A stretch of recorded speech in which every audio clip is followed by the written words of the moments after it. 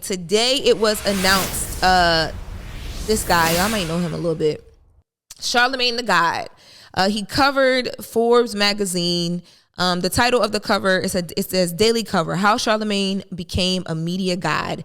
Radio personality Charlamagne the God recently signed a $200 million deal with iHeartMedia. Now he has ambitious plans to turn his Black Effect network, shout out to the Black Effect Podcast Network where y'all are listening to me at, into the BET of podcasting. So, damn.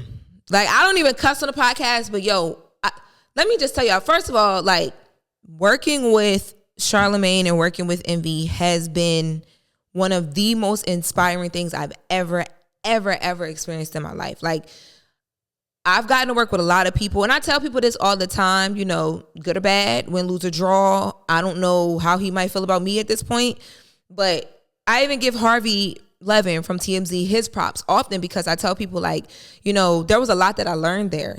Like, I became really polished about certain things at TMZ, but most importantly, watching him get up every single day, 3-4 o'clock in the morning, 7 days a week, actually work, like, he's not just like, oh, this is cute, I own this little media company. He's in there, he's working, he's calling sources, he's breaking stories, he's doing all of that, right?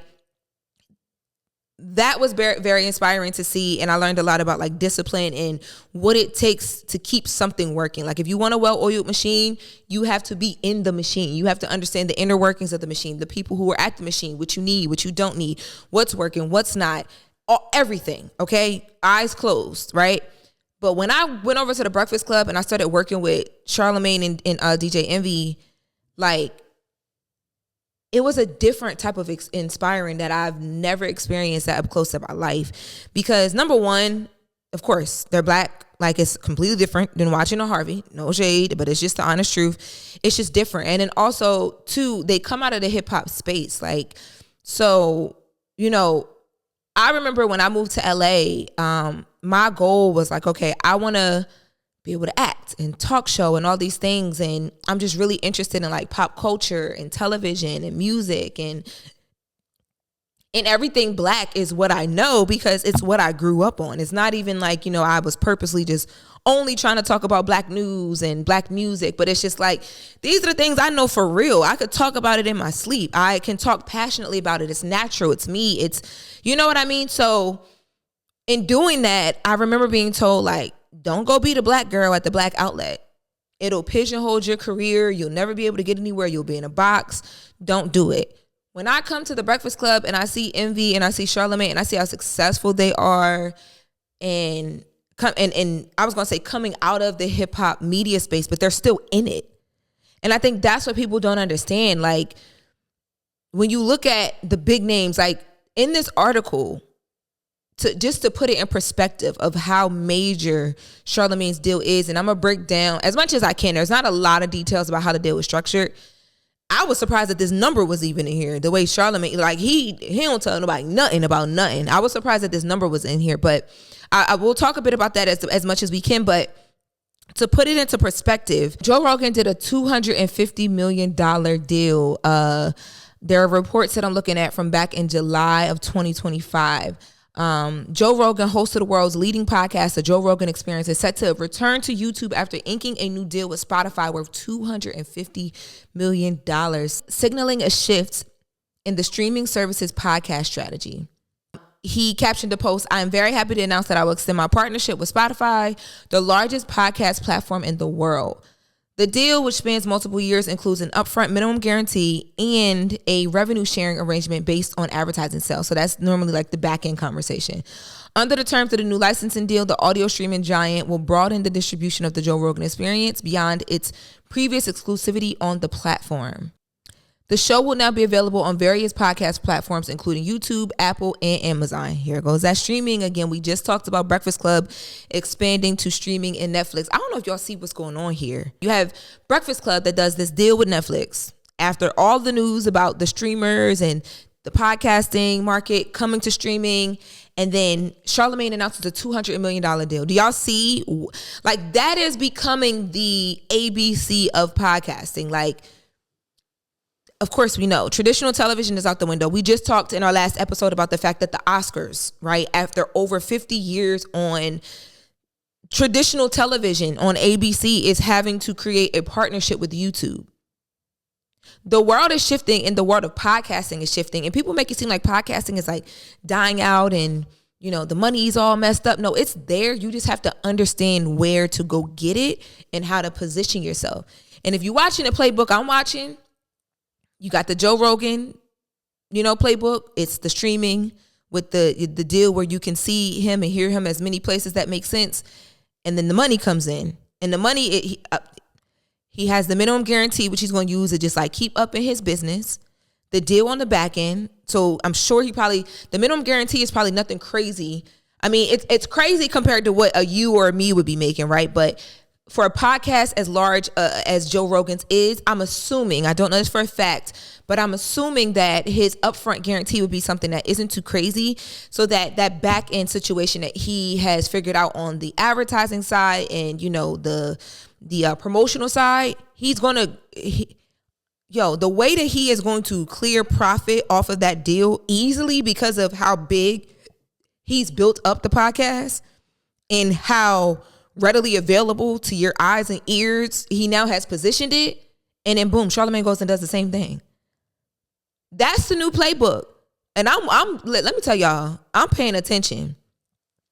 So Forbes continues, right? So they're talking to Charlamagne. He is in like a comic book store, and they're basically like going through you know, just some of what has made him who he is today in the media space. This is what Jon Stewart from The Daily Show says about Charlamagne. He says, no fear. He has an incredible ability to distill conversation to its salient center. And it's not all about clicks. It's real. Bob Pittman, who's the CEO of iHeartMedia, says, does he say stuff that a lot of people don't agree with? Of course. But that's Charlamagne being true to Charlamagne. And he has consistently been rewarded for that outrageousness. Now, this deal that Charlamagne signed actually took place from what we're learning today, because there were also reports out there that he hadn't signed the deal yet. And I sit right next to him, and I didn't know what was going on, if I'm being honest with y'all. But again, this is not stuff that they just like readily, like, you know, anybody just whatever. If I need to call Envy or Charlamagne and say, hey, what do y'all think about this? Money wise, this, whatever. When you were at this point in your career where I'm at, would you have done it? Like anytime I need to. But I don't be all in the business like this. I know these niggas doing well, but like, damn, okay? So they then get into kind of some of the specifics. So back in August, this Charlamagne signed a 5-year, $200 million extension with iHeartMedia. So this deal, now this is the only breakdown that we have. This deal means, of course, he'll stay on The Breakfast Club, which Charlamagne always tells me, keep the main thing, okay? He is keeping the main thing, and it is allowing him to walk away with $200 million freaking dollars. Okay, heard you. So it'll extend his time on The Breakfast Club for the near future. It puts him in the same league with Joe Rogan. Again, I told you guys that they did that comparison because of the amount of money that Joe Rogan just signed his deal for last year. And they don't say this, but realizing what Joe Rogan did and reading and researching for this episode, I'm like, oh, the deals are kind of the same. You got the streamer, the structure, all the stuff. But even more vital to this deal, and what I think people don't even realize is happening right in front of their face, is Charlamagne is literally using iHeartMedia. And when I say using, I don't mean it in a disrespectful way. I mean it in the most respectful way, because business is a give and take. It is a two-way street. It is an exchange. You take care of your people, they take care of you. So Charlamagne is using his position and the leverage that he's built at iHeart from his sweat equity, right? So all of the time, energy, brand building, notoriety type of leverage he's brought to iHeart. He went back to them during the pandemic and said, yo, we need to start this podcast network called the Black Effect Podcast Network, right? The Black Effect Podcast Network has been on or in partnership with iHeart since. One of the things that I've learned too from working up close and personal with a Charlamagne or with the Envy, it's not just about give and take in the sense of, okay, I work here, so I need to run it up on y'all. I need to get as much as I can out of this. It's about the quality and the substance of what you're bringing to the table as well too. And I think, you know, we talk about recapping the year. This has been a crazy year for me. Like, man, I could have never imagined some of the things that God allowed me to just literally gracefully walk into and to fall in my lap. And, all I had to do was be ready and prepared. And even on days where I slipped and I didn't do the best, God was right there. And I was so clearly able to hear him say, up, tighten up, discipline up. One of the things that I've been honestly able to learn up close with them is, again, it's the substance piece. It's like, anybody can pull up a seat to the table. People talk about, I want a seat at the table. I want to build my own table. Sometimes building your own table starts with pulling up a seat to the table, to even be able to break bread with people who are doing things the way that you want to do them, or even if not the exact same way, but like on the levels you want to do them on, or sometimes on the levels you don't want to do them on, or doing things you don't want to do so that you're able to learn, but you're at the table, you're learning, you're in the conversation, you're in the room. And then from there, you're able to go off and build your own tables. I've watched them, they're still actively building their own tables.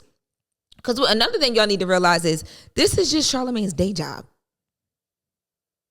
Like, when I was reading this article, like, we joke and we play around all day. Like, y'all know, me and Charlamagne it's like a very, like, you get on my nerves, but love you to death. And no one can tell me anything about the guys. Like, you cannot tell me anything about Envy or anything about Charlotte at all, period. Won't ever let you. And it gets on their nerves, too, that I defend them so much. But it's because I see how much work and effort they put into building their lives outside of the Breakfast Club. And then people see numbers like this and they're amazed. And I'm like, y'all don't get it. I get to see that every day. $200 million and it's just your day job. We're not even talking about, because, in this article, they mentioned Black Effect, right? And I told you guys, people are not even peeping game that Black Effect is literally like, it has built so much over the time that it came up under iHeart in the podcast space.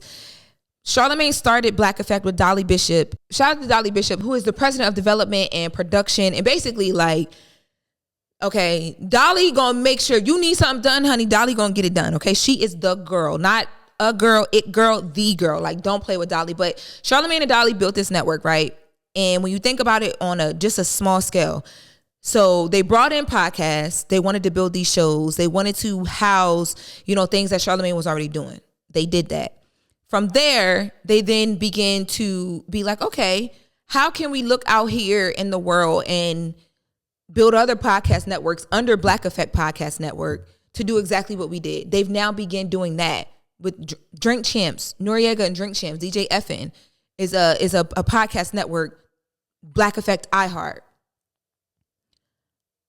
Moving for they in this Forbes article, they mentioned that they want to bring on 10 more shows just in 2026, but not even just shows. Like, there's so much business to be done, and iHeart is leaning all the way in, not just because, again, of the give and take. It's like, okay, he's giving us, the leverage, the notoriety, good business, but the fact that it's good business. Let me tell you guys the numbers that they mentioned in here.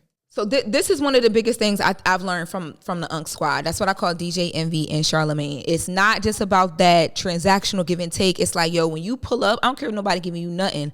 Make sure if you're in the room, it's why am I here? You always asking why. And if you can add value, add that bitch. Like, don't add it, okay? Since 2020, Forbes mentions that Black Effect has launched over 60 shows, right? They say iHeartMedia reported podcast revenue of $448.8 million in 2024. So this is 4 years after the Black Effect was active, up from $252.6 million in 2021 and $101 million the year prior. So what this means is, in 2020, when the Black Effect Podcast Network began partnering with iHeart, who was already doing podcasting, the Breakfast Club and the Black Effect Podcast Network contributed tremendously to a lot of the popular podcasts and culture, and our culture, being on this network. So in 2020, they made $101 million in their podcasting space, revenue-wise. In 2021, iHeart made $252.6 million in their, as far as revenue in their podcasting space. So In 2021, Black Effect would have been with them for a year. In 2024, Black Effect would have been with iHeart on the podcasting space for 4 years. Their revenue went up to $448.8 million. So just with that being said, right, think about it. I create this podcast network. I'm like, yo, come over here, believe in culture, believe in podcasting, believe in the black man that got these shows on his black back. His black bag. Woo! That sounds a little racist, but I'm black, so I can say it. That got these shows on his back that wants to come over, add to your, I'm pulling up a seat to your table. I done been at the Breakfast Club. I'm in the mix of it. I see how things work, and I want to add to it. So I come with my shows. In the matter of a little over 3 to 4 years of my network being a part of your conversation, your revenue conversation, when it comes to podcasting, you guys are seeing an increase of over $190 million. That alone, like, people are like blown away by this $200 million number. I am too, shit. But when I read the rest of this article, I'm like, y'all don't understand. Leverage is gooder than gold. And that is exactly what the Black Effect Podcast Network is doing. And then Charlamagne still walking away with his $200 million from his day job. Shout out to him, okay? Rumble, black man, rumble. Like, this is so inspiring. As much as that man gets on my nerves, oh my God, and he is so tough on me. And I be having bad days. Like, it be days where, like, I feel like I'm not as prepared as I should be. And I feel like you could tell. There are days sometimes where, you know, life is happening and I'm still learning how to, like, you know, experience that and still, you know, show up and personality turn on. And they're so good at it.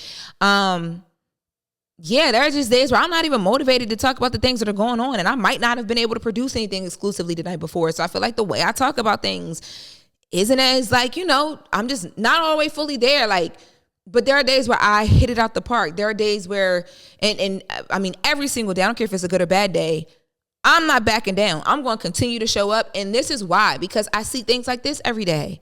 And I see what happens when you continuously build. And the best part of all of this that I've been thinking about this whole freaking day, y'all, this man loves his job.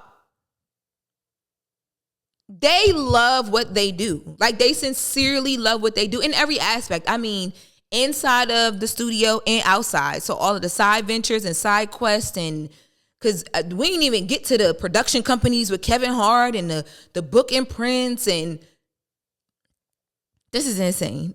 But I love to see it. Y'all, I don't even know who is the last person in the space, in the hip hop, like really from the hip hop space. Cause that's another thing too that I'm so proud of, is like, they really from it. Like, they're really from the space of, like, culture and us, and they outside with it. Okay. I don't know the last person that I can point to here. Like, you know, number wise, like, this is like NBA contract numbers. Us, black, us. Shout out to the guys. Congratulations, Charlamagne. I know you probably gonna watch this or listen to this, and you're gonna be smiling with that little getting on my nerves. But congratulations, though. And that Forbes article is now live. You guys can take a read. If you're not familiar with Charlamagne's background story, they do mention a bit of it here. But I was also talking today to one of our producers, Sim, who just recently got promoted to music director of Power 105.1, which is the radio station that Breakfast Club is on in New York, which is a major thing because New York is number one market, you know, in the space. And she's young. That's my dog. Okay. But I was talking to her today, and we were talking about how reading Charlamagne's first book, Black Privilege, that was probably one of the first books I read as an adult where I was like, oh, okay. You know that song, Whose World Is This? The World Is Just, like, it made me feel like I was in that song. Like, yo, everything I'm experiencing is not happening to me. It's happening for me. And it's my privilege. Like, showing up with all of this blackness and this experience and this non-experience and culture, that is my asset in the room.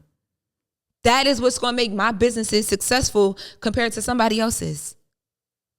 Inspo, y'all. Now, at the end of the day, there's a lot to talk about. And, yo, if $200 million is on the table to talk about it, when I get to that point, it'll be more, though. It'll be more because the market will be so different. Like where and how you consume the podcast and everything will be different. Wherever it's going to be, we'll be there and we're going to be leading the space. Mark my word, okay? We will be leading that space. Let me tell y'all something. There's a lot to talk about every single day. And baby, if people out here making $200 million to do it, I am going to keep on yapping. I appreciate you guys for being right here with me to talk about it. As always, I tell you guys that every single episode, my low riders. I'm Loren LoRosa. This is the latest with Loren LoRosa, and I will catch you guys in my next episode. Stay inspired. Stay black if you are black. If you're not, don't try. Just leave it. Talk to y'all soon.